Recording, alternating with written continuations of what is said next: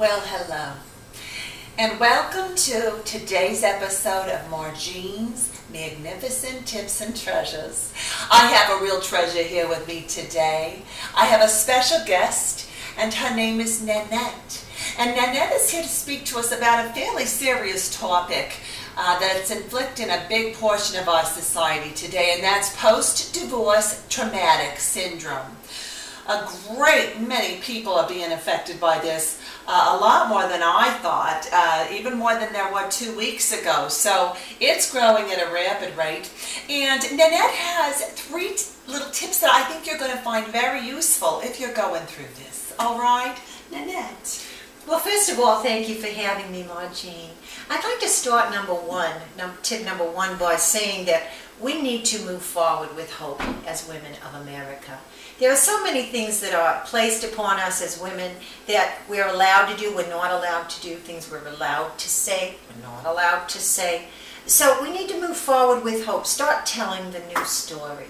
That's excellent. Don't keep on telling the same old story.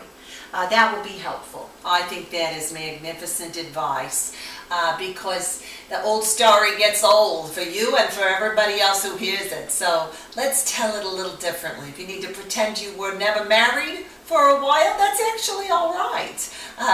Make some new choices. All right. Number 2 has to do with triggers, paying attention to your triggers and what triggers you.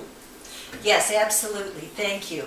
You can be sitting at your desk at work, feeling good about your life, feeling happy, and then someone might walk by and say something derogatory to you. All of a sudden, you notice your mood has shifted. We've all been there. We've all been there. Suddenly you're feeling lonely, perhaps sad, perhaps you begin to feel suicidal.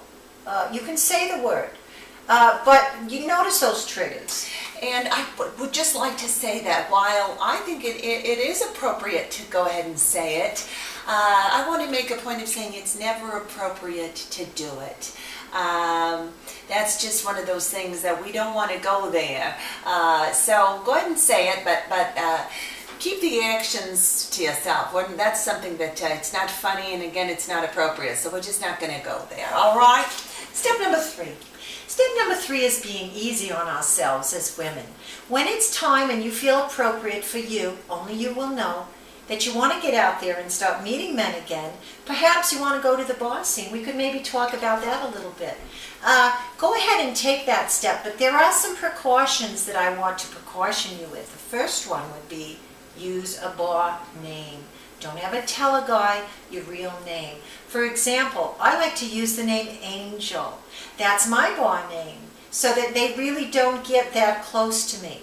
Get to know me a little bit, but not too much. I think that particular name also keeps things on a slightly spiritual scale, and that can never be too bad. There's nothing wrong with that, especially at that first meeting. So I think that's an excellent name, and I think bar name is an excellent procedure to follow. Another thing to be aware of if you do decide to go to a bar, never ever leave your adult beverage unattended. I'm not going to go into detail. We have talked about this together on a personal level for hours and hours on end. But let me just say that much. Never leave your adult beverage, ladies, unattended. Not for 1 minute, because you never know what somebody's going to try and do.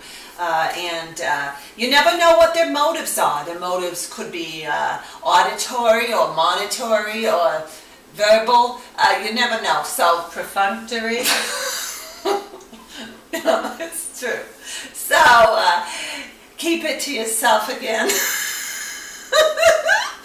Oh, thank you so much. We were to the very end. So thanks for joining us on Margene's Tips and Treasures.